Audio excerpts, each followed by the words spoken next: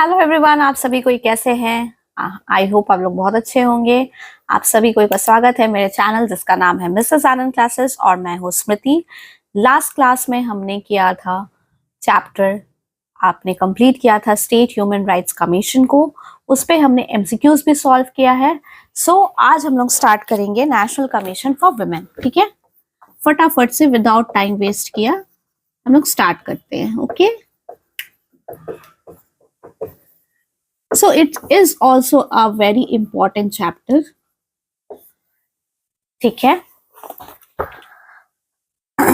अगर आप मेरे चैनल पे नए हो और अभी तक सब्सक्राइब नहीं किए हो तो फटाफट से सब्सक्राइब कर दीजिए। ठीक है, सो एस्टैब्लिशमेंट कब हुआ था? The committee on status of women in India was set up by the government of India in 1974, recommended the constitution of a national commission for women. ठीक है, नेशनल कमीशन फॉर वुमेन बनाया गया। It is an autonomous statutory body. ठीक है, autonomous statutory body है ये important point है, याद रखिएगा। ठीक है, क्यों इसको ऑटोनोमस स्टैट्यूटरी बॉडी बोल रहे हैं? क्योंकि ये एक लेजिस्लेशन के थ्रू बना है। ठीक है, legislation enacted by the parliament, namely the national commission for women act 1990। So national commission for women act 1990 के लेजिस्लेशन के बाद ये बना है। ठीक है, the ministry of women and child development of the government of India is the nodal ministry for the commission. So nodal ministry कौन सी है? नोडल मिनिस्ट्री है, नोडल मिनिस्ट्री कौन सी है? National ministry of women and child development. ठीक है, ministry of women and child development, ये इसकी nodal ministry है, ये भी याद रखिएगा। ठीक है, एक लेजिस्लेशन के थ्रू बना है 1990 में। इसका क्या मैंडेट है? To review the constitutional and legal safeguards for women. ठीक है, लीगल सेफगार्ड्स फॉर वुमेन को क्या करना है? रिव्यू करना है, रिकमेंड करना है रेमेडियल मेजर्स को, लेजिस्लेटिव मेजर्स को, फैसिलिटेट करना है रिड्रेसल ऑफ ग्रीवेंसेस अगर है वुमेन के लिए तो उसको एड्रेस करना है। The advice the government on all policy, so government को सारे पॉलिसी पे एडवाइस करने का काम भी इस कमीशन का है। ठीक है, सो ये कैसे बनी? It is an autonomous statutory body है। सबसे पहली चीज एंड इंपॉर्टेंट चीज, ये कब बनी? तो एक लेजिस्लेशन पास हुआ था पार्लियामेंट से, जिसमें 1990 में पास हुआ था, जिसके अकॉर्डिंग ये बना है। कौन सा लेजिस्लेशन था? Namely the national commission for women act 1990 के बाद ये बना है। ठीक है, मिनिस्ट्री कौन सी है? Ministry of women and child development. Composition is very very important, questions यहीं से आते हैं।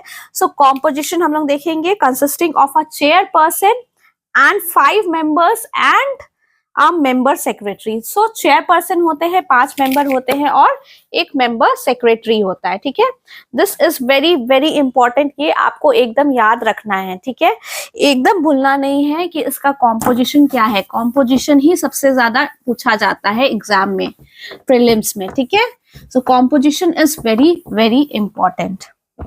सो कॉम्पोजिशन इज,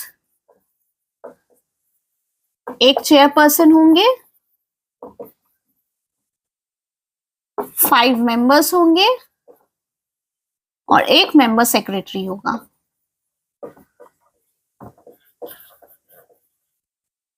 ठीक है,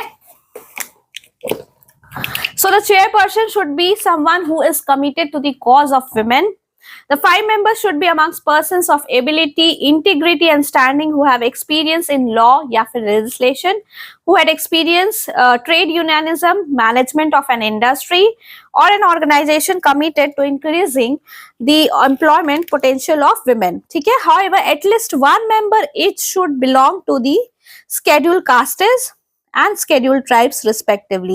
So एक एक मेंबर किसके लिए होना चाहिए? एक scheduled caste के लिए होना चाहिए, एक scheduled tribes के लिए होना चाहिए। ठीक है, the member secretary should be an expert. So member secretary का अलग ही दिया गया है क्वालिफिकेशन। सो याद रखिएगा, मैनेजमेंट, ऑर्गेनाइजेशनल स्ट्रक्चर या फिर sociological movement. Officer who is a member of civil service, ठीक है, या फिर ऑफिसर हो सकते हैं या फिर मैनेजमेंट, ऑर्गेनाइजेशन, ये सब में एक्सपर्ट होने चाहिए फील्ड ऑफ मैनेजमेंट में। सर्विस ऑफ यूनियन और एन ऑल इंडिया सर्विस और holds a civil post under the union, ठीक है। तो चेयरपर्सन ऐसा होना चाहिए जो कमिटेड हो वुमेन के लिए, और बाकी सब मेंबर्स के लिए जो जो दिया गया है वो सब होनी चाहिए। एटलीस्ट 1 मेंबर ईच, जितने भी मेंबर्स में से एक मेंबर स्केड्यूल कास्ट के लिए होने, स्केड्यूल कास्ट से होने चाहिए और एक स्केड्यूल ट्राइब से।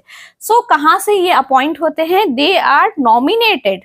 कौन नॉमिनेट करता है? Central government. Very very important point, एकदम याद रखिएगा। यहाँ पे प्रेसिडेंट को मत लिख दीजिएगा appointed by the president, no, it is nominated, they are nominated by the central government. Which ministry?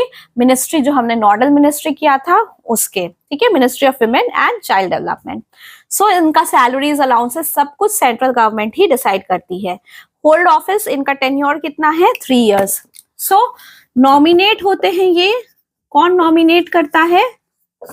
Central government. Okay, very very important point.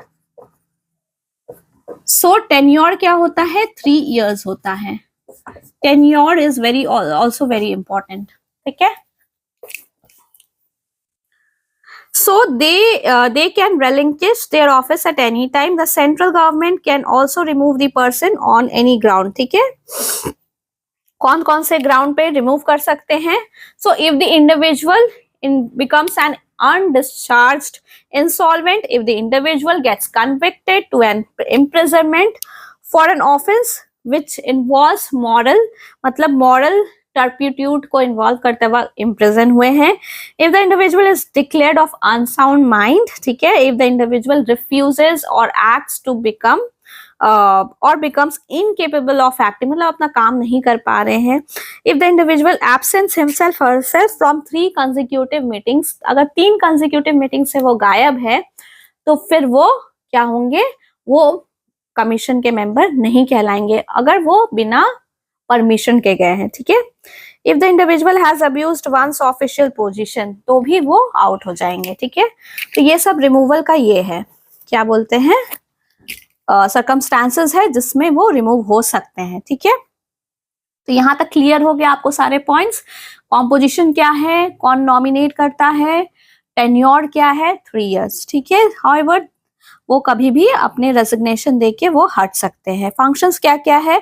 Investigate करना है, एग्जामिन करता है सारा matters regarding to the safeguards provided for women, to present to the central government annually and at such other times, जब भी reports देना है, to make recommendations for the effective implementation of those safeguards for improving the conditions of women by the union or state, ठीक है।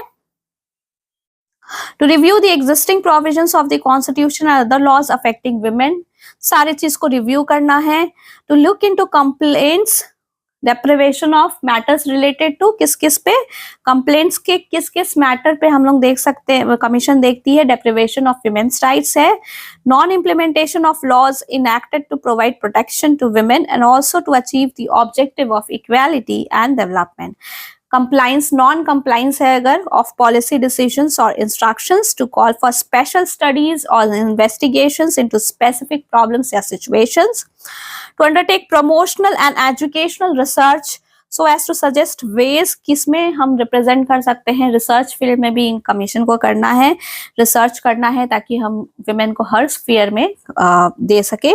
To participate and advise on the planning process of socio economic, कैसे development कर सकते हैं women का।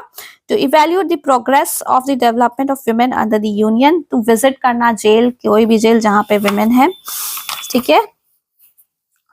To found litigation involving issues if affecting a large body of women, to make periodical reports to the government or on any matter pertaining to women and in particular various difficulties under which women toil. So ये सारी functions है कुछ कुछ। annual report किसको देते हैं? It's very important। annual report किससे submit होता है?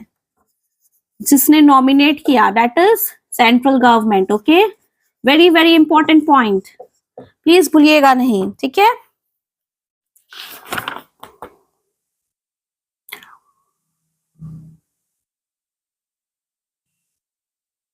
ये सारी इंपॉर्टेंट पॉइंट्स मैंने आपको बता दी हैं। ये बहुत ही इंपॉर्टेंट पॉइंट्स है, फंक्शंस और इसकी ये सारी चीजें, ठीक है। ये फंक्शंस बहुत इंपॉर्टेंट है। सो मेमोरेंडम होता है, एक ईच जो सेंट्रल गवर्नमेंट है वो प्रेजेंट करेगी रिपोर्ट को ईच हाउस ऑफ पार्लियामेंट और उसके रिकमेंडेशंस को देखा जाएगा। मेमोरेंडम होगा जिसमें रीजंस होंगे अगर कोई रिकमेंडेशन दिया गया उसको क्यों फुलफिल नहीं किया गया, ठीक है। स्टेट गवर्नमेंट के लिए अगर कोई रिपोर्ट है तो सिमिलर वे में जैसे सेंट्रल गवर्नमेंट पेश कर रही है both the houses of parliament, तो स्टेट गवर्नमेंट लेजिस्लेचर्स के सामने सबमिट करेगी रिपोर्ट्स, ठीक है। आज की क्लास में इतना ही। नेक्स्ट क्लास में हम इसे चैप्टर को कंप्लीट करेंगे। और अगर आप तब तक मेरे चैनल पे नए हो और आज पहली बार वीडियो देख रहे हो तो प्लीज आप अच्छे से देखो। मैंने इंपॉर्टेंट पॉइंट्स पे डिस्कस किए हैं, सारे पॉइंट्स भी बताए हैं। एंड प्लीज आप मुझे सब्सक्राइब कर दीजिए फटाफट से विदाउट एनी टाइम वेस्ट, और अच्छे से पढ़ाई भी कीजिए, ठीक है। मिलते हैं नेक्स्ट क्लास में इसके पार्ट 2 में, ठीक है। ये पार्ट 1 था। पार्ट 2 में हम इसे पूरा कंप्लीट करेंगे और इस पे फिर एमसीक्यू सॉल्व करेंगे। Okay, take care, bye bye.